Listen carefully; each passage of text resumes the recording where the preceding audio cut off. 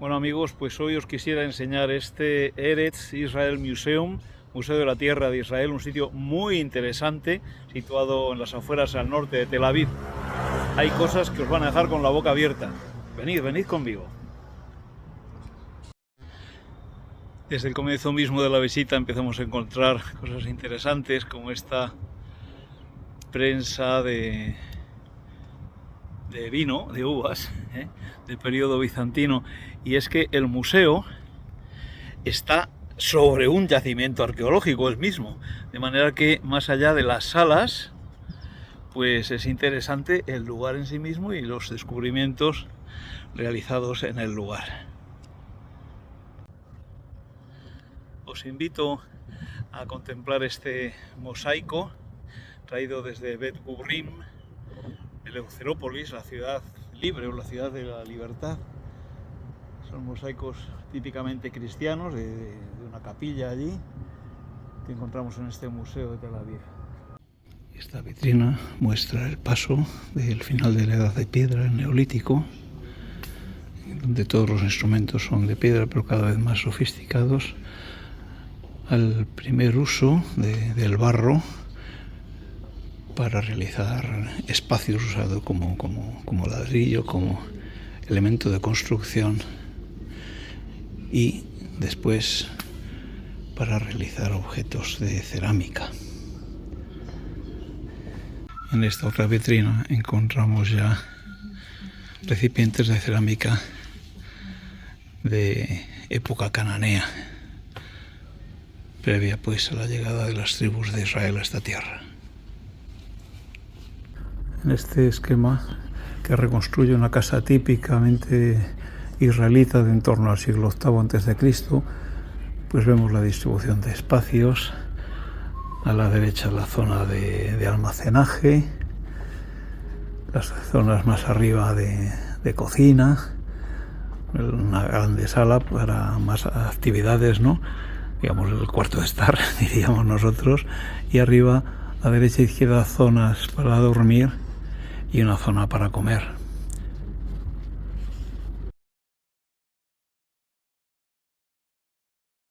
Y aquí vemos un par de sarcófagos de cerámica provenientes de Deir al-Balá en la Franja de Gaza. Son de en torno al siglo XIII a.C.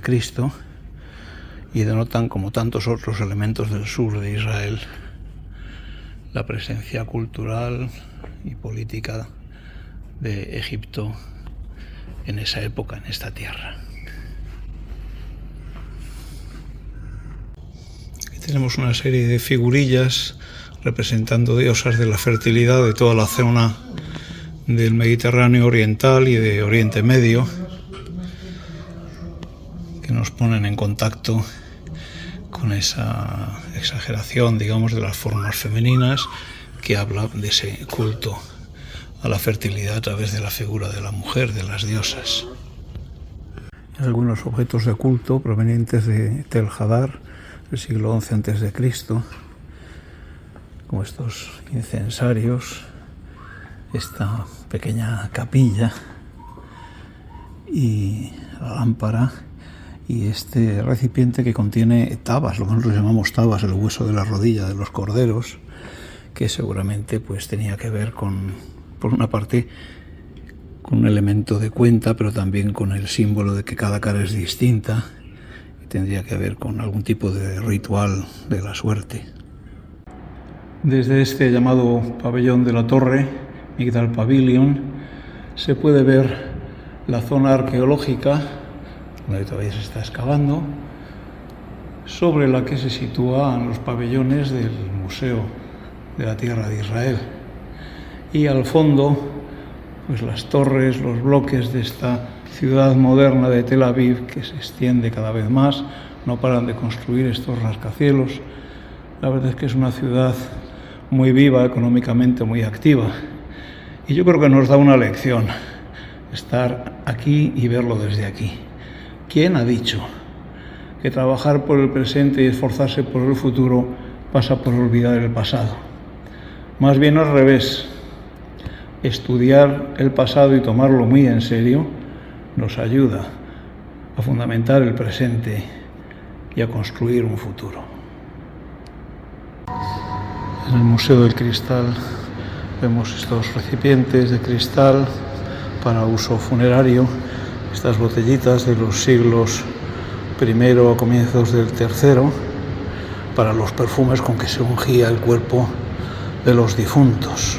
En el pabellón sobre el hombre y su trabajo podemos ver esta red de pescadores con esas piedras alrededor para que la red se hunde y coger a los peces. O podemos también ver estas ondas para lanzar piedras.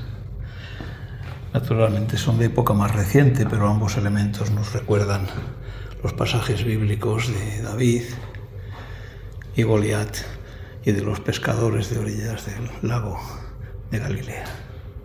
Y os invito ahora a entrar en este pabellón Nejustán, en el que se encuentra lo que para mí es la joya de la corona de este museo, que son los restos de las excavaciones en Timna, en el desierto del Negev.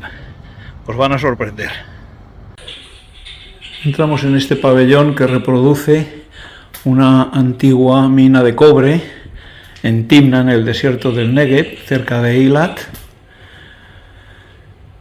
La población local extraía el cobre porque había observado que cuando quemas ciertas piedras, estas sangran, y cuando esa sangre se fosiliza, se convierte en el metal de cobre. Hablamos de los siglos XII y XIII a.C., cuando seguramente bajo control egipcio la población local realizaba estas tareas. Aquí podemos ver algunos de los instrumentos de minería utilizados en Timna en la época del Calcolítico. Y aquí una hermosa reproducción del valle de Timna, de las rocas, los cortados. Al fondo veis los mineros extrayendo la roca y delante una reproducción del proceso de extracción del cobre de esas rocas. Podemos ver hornos de cobre de los siglos XII y XIII antes de Cristo.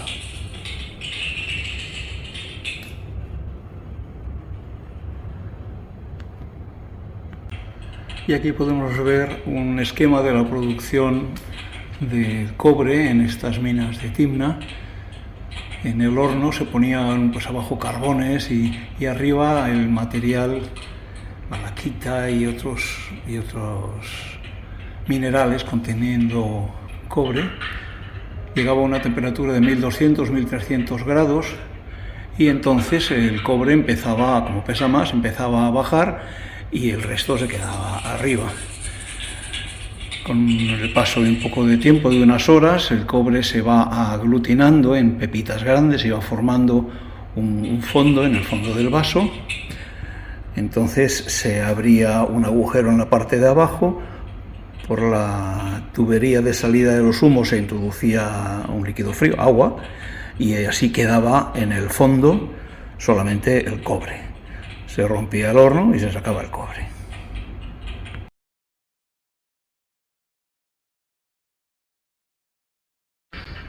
Y sí, sorprendeos. Estas son serpientes de bronce del periodo del bronce antiguo hasta el comienzo de la Edad de Hierro.